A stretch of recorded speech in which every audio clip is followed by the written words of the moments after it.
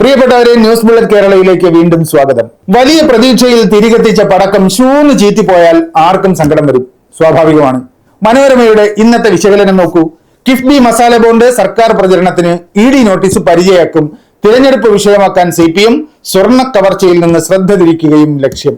ഈ വിശകലനത്തിന്റെ അവസാന വാചകത്തിൽ നിന്ന് നമുക്ക് തുടങ്ങാം. അതിങ്ങനെയാണ്: ED നോട്ടീസ് വഴി നേട്ടമുണ്ടാക്കാനും സ്വർണ്ണ കവർച്ച കേസ് വഴിതിരിച്ചുവിടാനുമുള്ള സർക്കാർ നീക്കം തിരിച്ചറിഞ്ഞ് UDF മസാല ബോണ്ട് വിഷയത്തിൽ നിന്ന് ഇന്നലെ പിൻവാങ്ങി. എന്തൊരു കഷ്ടം അല്ലേ?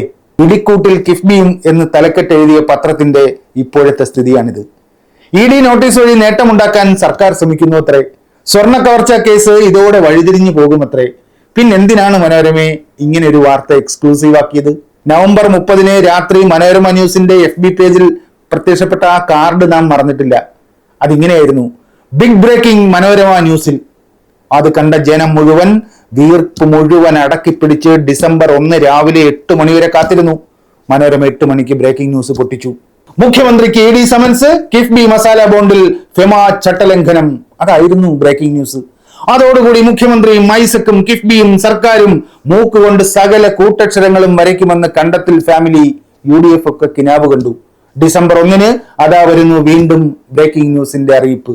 പക്ഷെ ഈ കാർഡ് പ്രകാരം പിറ്റേന്ന് രാവിലെ 8 മണി വരെ കാത്തിരിക്കേണ്ട ഒരു ആവശ്യം ഉണ്ടായിരുന്നില്ല. 7 മണിക്ക് തന്നെ ഞങ്ങൾ വാർത്ത പൊട്ടിക്കും എന്ന് മനോരമ പറഞ്ഞു.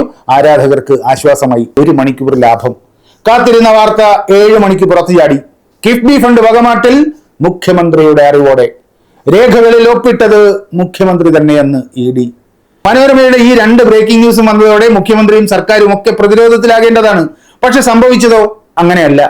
മനോരമയുടെ വിശകലനത്തിൽ ദാ ഇങ്ങനെ പറയുന്നു: നോട്ടീസ് കിട്ടിയവർ പുറത്തു പറഞ്ഞില്ലെങ്കിലും മാധ്യമങ്ങളിലൂടെ പുറത്തു വരുമ്പോൾ തിരിച്ചടിക്കാനുള്ള തയ്യാറെടുപ്പുകൾ സർക്കാർ തലത്തിൽ നടത്തിയിരുന്നു. എന്തൊരു കഷ്ടമായിപ്പോയി അല്ലേ? അങ്ങനെ ചെയ്യാമോ?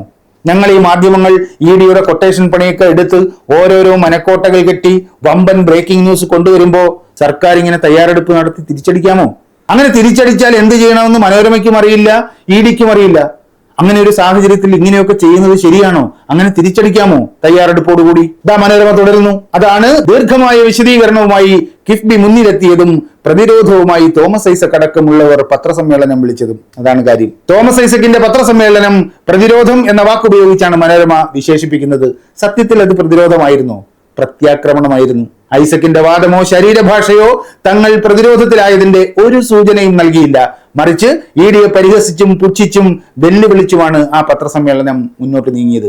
ഐസക്കിനെയോ സർക്കാരിനെയോ പ്രതിരോധത്തിലാക്കുന്ന ഒരു ചോദ്യവും ചോദിക്കാൻ മനോരമ അടക്കമുള്ള ഒരു പത്രത്തിന്റെയും ചാനലിന്റെയും ലേഖകർക്ക് കഴിഞ്ഞില്ലെന്ന് ആ പത്രസമ്മേളനം കണ്ട എല്ലാവർക്കും മനസ്സിലായി. ഇതാണ് അവസാനം മല എലിയെ പ്രസവിച്ചിരിക്കുന്നത്. കിഫ്ബി മസാല ബോണ്ട് ഇറക്കിയ തെറ്റില്ല, തെറ്റുണ്ടെന്നൊരു കേസേ ഇടിക്കില്ല. ആകെയുള്ളത് ഭൂമി പർച്ചേസ് ചെയ്തിരിക്കും. ഞങ്ങളുടെ ഉത്തരം വളരെ ലളിതമാണ്. ഭൂമി പർച്ചേസ് ചെയ്തിട്ടില്ല, ഭൂമി അക്വയർ ചെയ്തിട്ടേ ഉള്ളൂ. രണ്ടും 2 നിയമമാണ് എന്ന് മാത്രമല്ല, ഈ അക്വയർ ചെയ്യുന്ന സമയത്ത് ഭൂമി പർച്ചേസ് ചെയ്യാൻ പാടില്ല എന്നുള്ള നിബന്ധനയും RBI മാറ്റിയിട്ടുണ്ട്. അതാ പറയുന്നത് രാഷ്ട്രീയ കളിയാണ്, വേറൊന്നുമില്ല. തെരഞ്ഞെടുപ്പായി അപ്പൊ ഒരു പുക പടലം സൃഷ്ടിക്കണം. പ്രഥമ ദൃഷ്ടിയ തന്നെ തള്ളിക്കളയാവുന്ന ഒരു കാര്യവും വെച്ച് ഷോക്ക് കോഴ്സ് കൊടുത്തിരിക്കുക മുഖ്യമന്ത്രിക്കെതിരായിട്ട്. സെൻസേഷണൽ വാർത്തയാണല്ലോ. ഈ രാഷ്ട്രീയ കളിയാ ED നടത്തിക്കൊണ്ടിരിക്കുക. BJPക്കുള്ള പാദസേവ. ഡിസംബർ 1 രാവിലെ മനോരമ വാർത്ത ബ്രേക്ക് ചെയ്യുന്നു. ഏതാണ്ട് 12 മണിയായപ്പോ ഐസക്കിന്റെ പത്രസമ്മേളനം തുടങ്ങുന്നു. ഉച്ച കഴിഞ്ഞപ്പോൾ അതാ വരുന്നു EDയുടെ വിശദീകരണം. മുഖ്യമന്ത്രിയോ ഐസക്കോ കിഫ്ബിയോ നേരിട്ട് ഹാജരാകേണ്ട പോലും അഭിഭാഷകനെ അയച്ചാൽ മതിയത്രേ. ED വിശദീകരിച്ചില്ലെങ്കിലും അഡ്ജുഡിക്കേറ്റിംഗ് ബോഡിക്ക് മുന്നിൽ ഹാജരാകാൻ നോട്ടീസ് കിട്ടിയാൽ അഭിഭാഷകർ അവിടെ ചെന്ന് പറയാനുള്ളത് പറയും. അതൊരു സ്വാഭാവികമായ നടപടിക്രമമാണ്. പക്ഷേ അതിന് ഇങ്ങനെ ഒരു ക്ലാരിഫിക്കേഷൻ കൊടുക്കേണ്ടതിന്റെ ഒരു ആവശ്യവും ഉണ്ടായിരുന്നില്ല. ഐസക്കിന്റെ പത്രസമ്മേളനം കൊള്ളേണ്ടടുത്ത് കൊണ്ടു എന്നതിന്റെ വ്യക്തമായ ഉദാഹരണമാണ് EDയുടെ ഈ ക്ലാരിഫിക്കേഷൻ. മനോരമയുടെ നിരാശ വ്യക്തമാണ്. സർക്കാരിനെ അടിക്കാൻ വലിയൊരു വടി കിട്ടിയ ഭാവത്തിലാണ് പാവം കണ്ടത്തിലച്ചായൻ EDയുടെ കൊട്ടേഷൻ പണിയെടുത്തത്. വലിയ ബിൽഡപ്പ് ഒക്കെ കൊടുത്ത് വാർത്ത ബ്രേക്ക് ചെയ്തു. അതോടെ CPM കേന്ദ്രങ്ങളിൽ പടക്കം പൊട്ടിക്കലും പൂത്തിരി കത്തിക്കലും. EDക്കെതിരെ ട്രോളോട് ട്രോൾ. അതോടെ അച്ചായനും മനോരമയ്ക്കും കാര്യം മനസ്സിലായി. ഇരിക്കൂട്ടിൽ കിഫ്ബി അല്ല ED തന്നെയാണ്. ആ സത്യം മനോരമയ്ക്ക് ബോധ്യമായതിന്റെ തെളിവാണ് ഈ പറയുന്ന വിശകലനത്തിന്റെ ഇൻട്രോ. അതിങ്ങനെയായിരുന്നു: മസാല ബോണ്ടിന്റെ പേരിൽ എൻഫോഴ്സ്മെന്റ് ഡയറക്ടറേറ്റ് മുഖ്യമന്ത്രിക്കും മുൻമന്ത്രി തോമസ് ഐസക്കിനും കിഫ്ബിക്കും അയച്ച കാരണം കാണിക്കൽ നോട്ടീസ് തെരഞ്ഞെടുപ്പിൽ ആയുധമാക്കാൻ സർക്കാരും CPM-ഉം.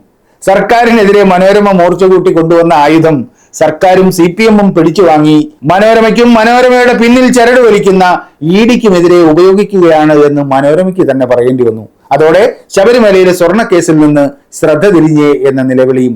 പാവം മനോരമ, പാവം ED.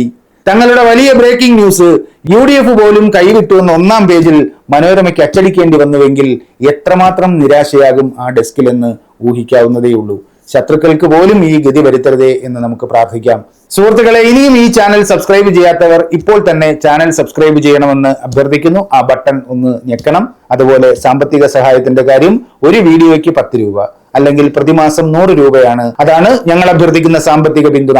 7994903388 എന്ന ഗൂഗിൾ പേ നമ്പറിലേക്കോ സ്ക്രീനിൽ കാണുന്ന QR കോഡ് സ്കാൻ ചെയ്തോ, അതുമല്ലെങ്കിൽ NBK സ്മാൾ ലെറ്റർ NBK100@FBL എന്ന UPI വിലാസത്തിലോ നിങ്ങളുടെ സംഭാവനകൾ അയക്കാം. ഞങ്ങളെ സഹായിക്കണമെന്നും നിലനിർത്തണമെന്നും എല്ലാവരോടും അഭ്യർത്ഥിക്കുന്നു.